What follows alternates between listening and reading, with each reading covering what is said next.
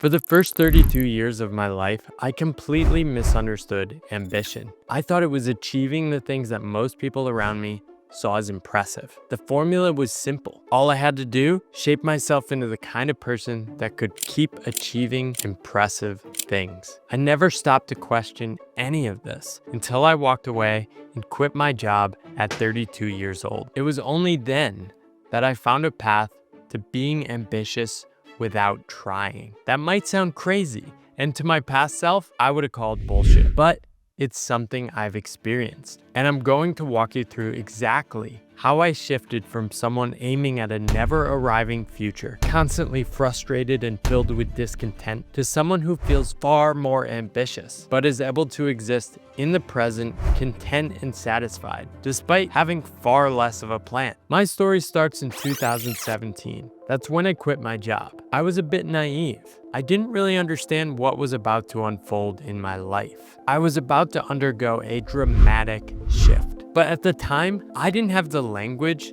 to really understand what was happening until I stumbled upon the coach Joe Hudson's work recently with his work, The Art of Accomplishment. Today, I am incredibly excited to be talking with Joe Hudson. He is the founder of Art of Accomplishment, which is a collection of several courses. I think Joe's work really resonates with me because he's kind of like me. He spent years trying to find a path to success.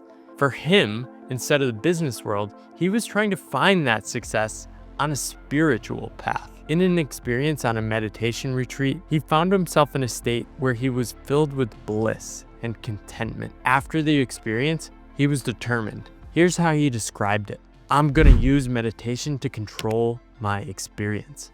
This rhymes with my own journey. My tool, instead of meditation, was decoding the corporate world. I was convinced that being more prepared, being better at doing things like resumes and interviewing, I could achieve some form of freedom. But I didn't fully understand the freedom I was trying to chase. It was a surface level game, and I was really oblivious to the fact that all I was trying to do was find freedom from my damn emotions.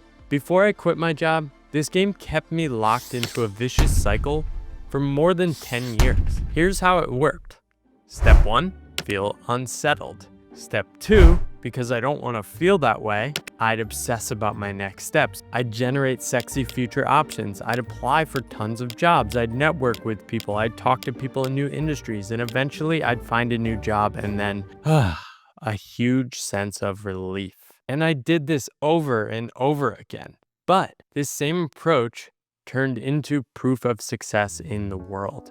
I landed great jobs, kept making more money, got accepted into a top business school, and I had the appearances of everything working out. People praised me, they thought I had it all figured out. But I was locked in something Joe calls the golden algorithm. Here's how it works. Step 1, have an emotion you want to avoid. Step 2, do anything in your power to avoid feeling those emotions. Step 3, accidentally recreate the emotion you're trying to avoid.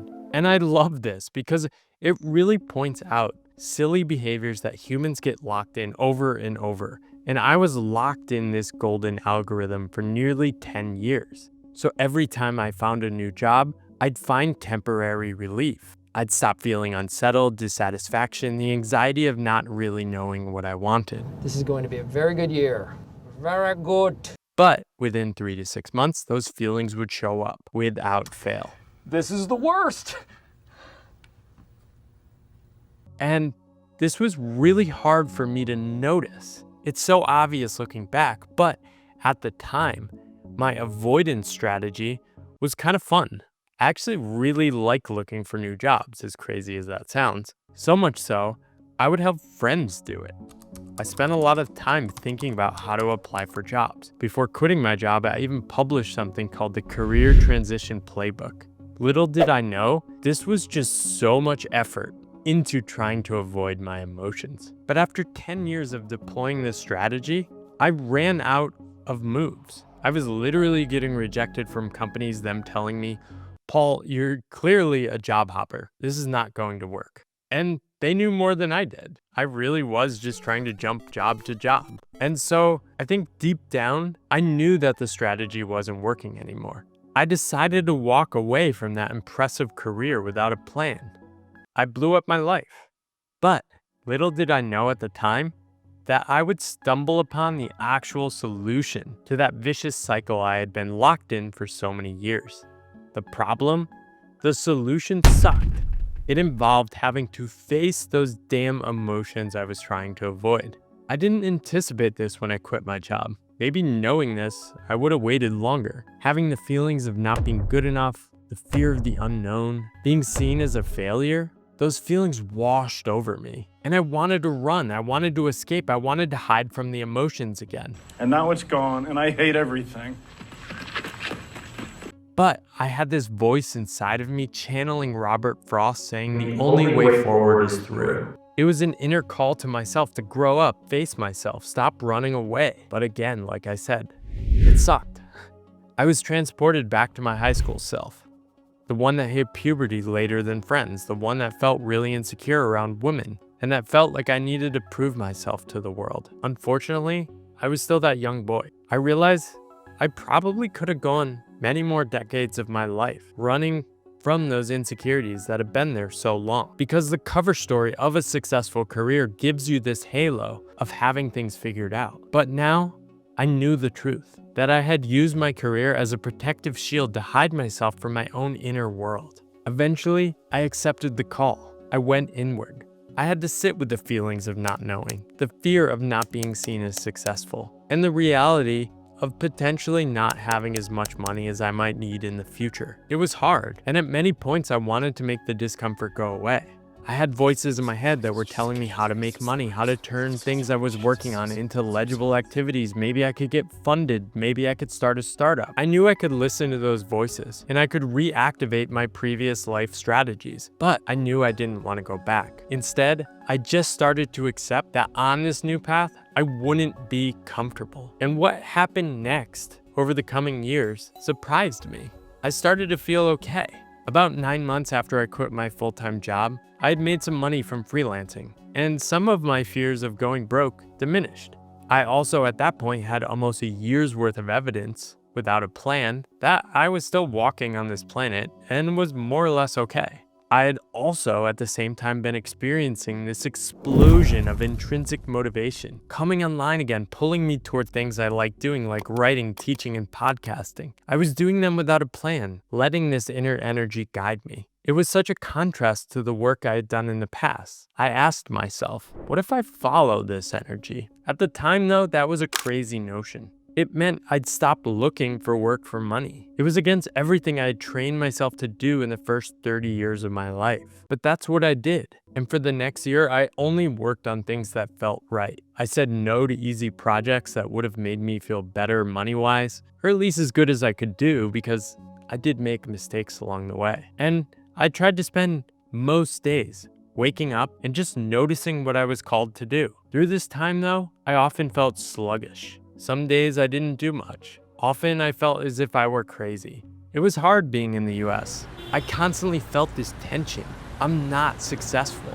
All the people around me are pushing so hard in their careers. I felt like I wasn't doing enough, but I knew I wanted to keep going on my path. There was no going back. I needed more time. And so my solution at the time is I ran away. And in some sense I was trying to escape. But by doing this, I really gave myself more time to sit with those scary emotions. I ended my lease in Boston, sold all my stuff, packed my bags, and booked a one-way flight to Taiwan. I had visited earlier in the year and felt called to go back. In Taiwan, settled into my tiny bed in a small Airbnb, with a lower cost of living under $1,000 a month, I finally felt more free. But I still felt uncertainty. There was no plan. But there was no going back, so I kept going. Each morning, I'd wake up and do what feels right. After a few weeks, I found myself at a small table in that Airbnb, and I noticed, this is interesting. Every day, I'm waking up filled with energy and I'm writing. Maybe this is what I'm meant to be doing. In Taipei, I vowed to myself to stay true to this connection.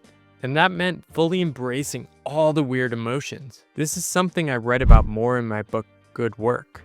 And this set me on a path where there was no choice but to embrace everything I was feeling. As I wrote about in the book, this meant I had to face my fears. I couldn't hide. Despite this, I started to find wisdom in the scary emotions of life. I accepted that uncertainty is an unavoidable companion on a pathless path. As a result, I developed the capacity to make decisions not as a reaction to certain emotions, trying to make them go away, but instead to make decisions together with my emotions, understanding that they would always be with me on my journey. This shift was so powerful. I realized that if uncertainty can never be solved, I had way more freedom in terms of how I chose to spend my time and which risks I could take. I also understood that if insecurity is always present, why not go after the work that I really care about? But doing this in practice is still hard. And so I played with many different strategies, including trying to have fun with it. Sometimes when I didn't feel good, I'd look to my shoulder and say, "Oh, it's you? The doubt monster? Nice to see you again." I found such power in this reframe. And as I reflect in my book, if the journey of good work means I might feel somewhat inadequate, so what?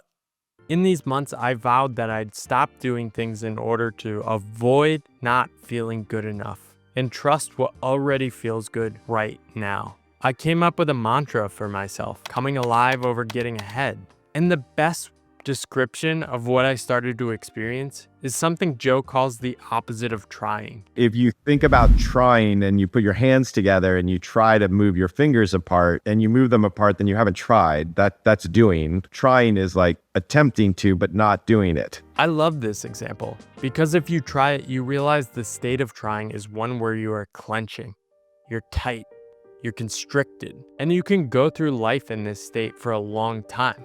I certainly did. But as Joe says, this is a state where you are literally at war against yourself. You are denying what might emerge if you softened into a more natural state. As I write about in Good Work, this central feature of my relationship with writing is that it is a portal to transcend beyond trying, enabling me to exist fully in the present. This is what good work is all about. It is a place to get lost and completely absorbed in the moment. But how do you actually make this transition? Is there a playbook? I'm not sure there is, but something good to aim at is something else Joe talks about: emotional fluidity. And this to me has emerged as the secret of thriving on a pathless path. Because no matter what, taking a pathless path is a forcing function for facing your emotions. And this is one of those things that only seems like a benefit once you're actually on a path like this. Over the past 7.5 years of being on this path, I've had to sit with my uncertainty. I've had to let myself be afraid. I've had to feel the shame of not always feeling good enough. I've had to feel the sadness of letting others down. But I'm no longer activating the golden algorithm trying to make these go away. I'm dancing with these emotions, trying to fully feel them, even if it sucks. Some strategies I've developed to integrate this into my life are as follows. First, I'm skeptical of and try to avoid trading off feeling good in the present for a payoff in the future as much as possible. So this could involve taking a consulting project that I know is not going to be a good situation, but might give me a bunch of cash. I try to avoid that. Second, I try to focus my energy on what feels good right now. What are the things I actually want to do and that I feel I could do for a long period of time? Third, I do a lot of work as experiments. I design them to quit.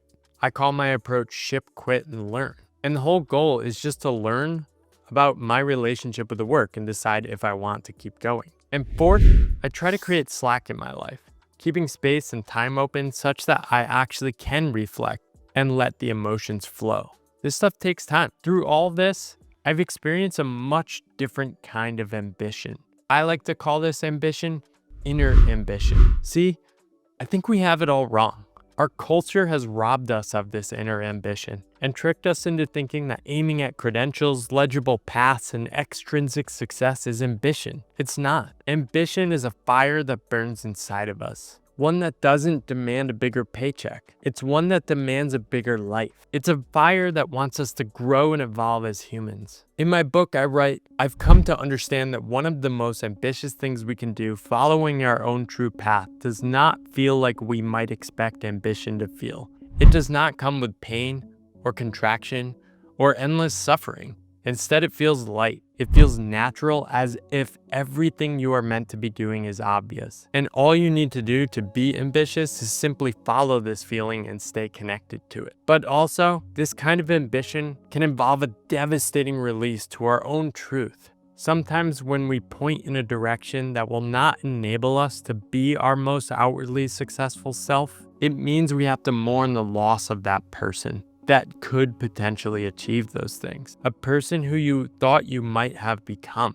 We do desire to be seen. And sometimes the hardest thing about this is that we stop being seen by the people we love. We do desire to be seen as successful and ambitious by those around us.